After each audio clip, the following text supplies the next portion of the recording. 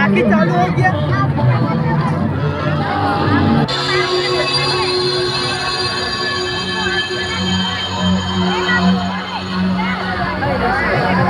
जवाहिरत जयद्रथ आप? मैं तो शाम जा रहा था, तुम्हें देखा तो रुक गए। तुम लोग कुशल तो हो? महादेव की कृपा। दुशैया कैसी है? अच्छी, किंतु तुमसे अच्छी नहीं। महाराज कहाँ है? वो सब आखेट पर गए हैं, आते ही होंगे। हमारी कुटिया यहाँ से अधिक दूर नहीं है, वहाँ चलिए, जलपान कीजिए, तब तक वे सब आ ही जाएंगे। एक बात कहूँ? क्यों नहीं? तुम्हारी ये दशा देखकर मैं तो दुखी हो गया। दुखी क्यों हो गए? तुम राजभवन में पली बड़ी हुई और राजभवन में ही ब्याह कराई, और अब ये क्या? ना कोई दास, ना कोई दासी और ना अंगरक्षक। देखिए जवाहराज, सुख या दुख का संबंध राजभवन या कुटीर से नहीं होता।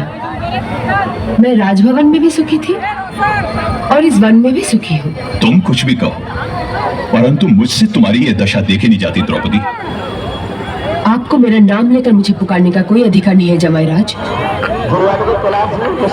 आप मेरी छोटी ननद के पति हैं, इसलिए यदि नातों को आधार मानिए तो मैं आपसे बड़ी हूँ। नातों का आधार बदलने में देर कितनी लगती है द्रौपदी?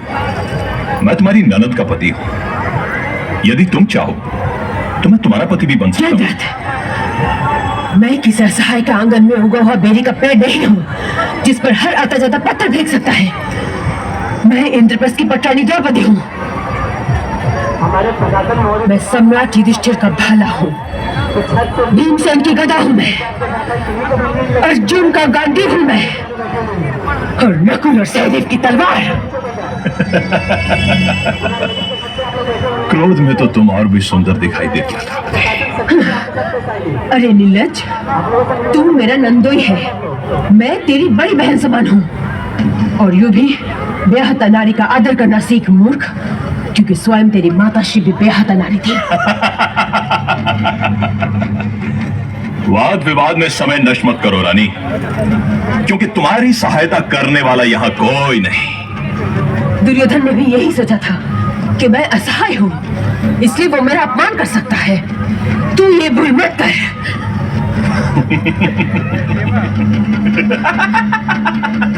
हंस मत आगे, हंस मत।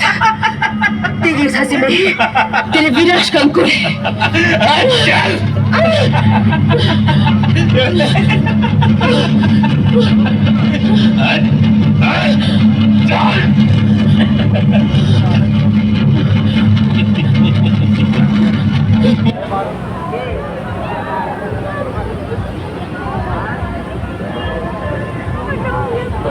पांचाली कहाँ गई होगी अनुज? वो इस कुटिया में रहती है बड़े भैया, और ये कोई कारागृह नहीं, हमारा घर है।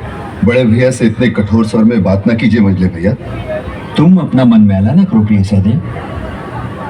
इसके ये कठोर स्वर भी मेरे प्रति इसके स्नेह और भक्ति की पहचान है।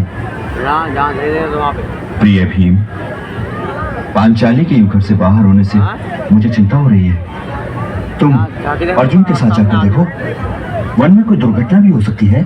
जो आज्ञा।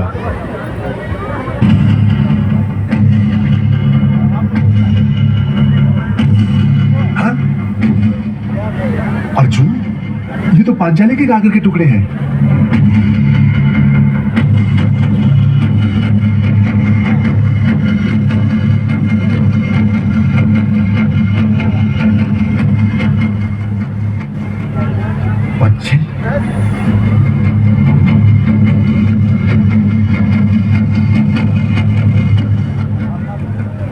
अश्वपचिन वहां उस दिशा में। बाबा, बाबा यहाँ से किसी सेना को जाते हुए देखा आपने? हाँ, लगता है किसी राजा ने स्त्री का हरण किया। मुझे भैया, स्त्री का हरण? वो देवी तो उससे बहुत लड़ रही। कितनी दूर गए होंगे? कोस भर तो निकल ही गए होंगे।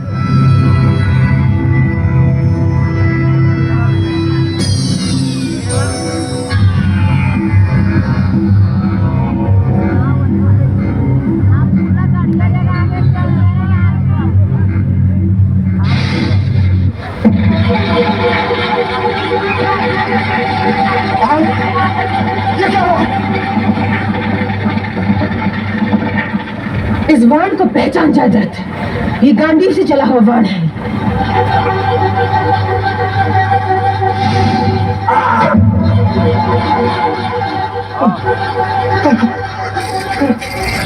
भक्त कहाँ है कायर?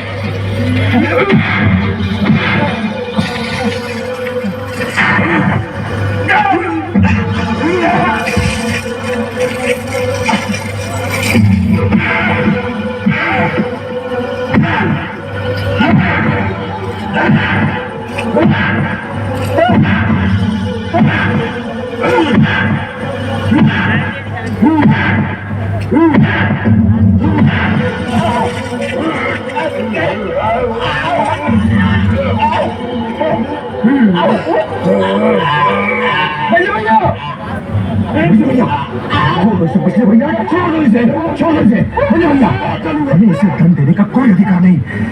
इसे महाराज के पास ले चलिए।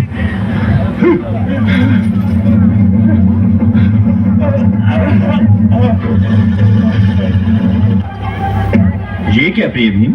ये आश्चर्य करने का समय नहीं है महाराज, इसे मृत्यु दंड दीजिए। इसने पांचाली के हरण का अपराध किया है।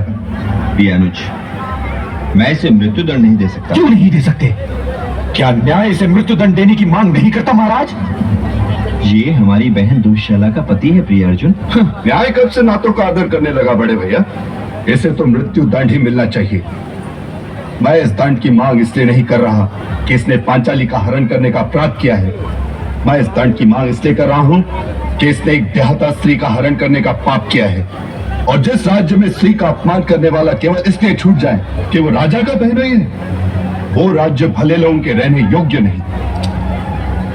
न्याय अन्याय का प्रश्न उठाने से पहले ये बताओ कि वादी कौन है, तुम लोग या पांचाली?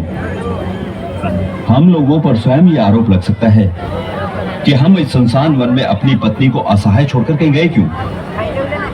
तुम बताओ पांचाली, इसे क्या दंड दिया जाए?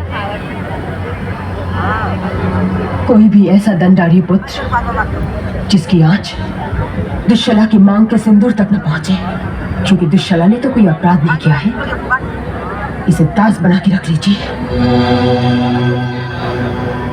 मुझ पर दया करो देवी, मुझ पर दया करो। मुझे मृत्यु दंड स्वीकार है। दंड अपराधी की इच्छा अनुसार नहीं होता सिंधु नरेश। इसका सर मुड़कर 5 चोटियां छोड़ दो आर्य पुत्र। नहीं, नहीं, नहीं, नहीं,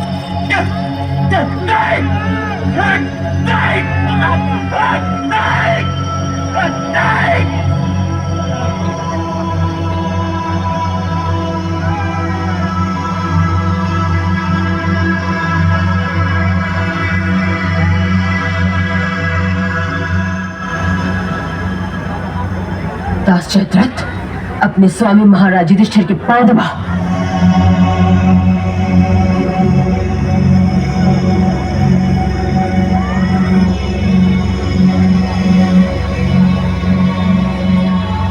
बस, तुम्हारा दंड पूरा हुआ।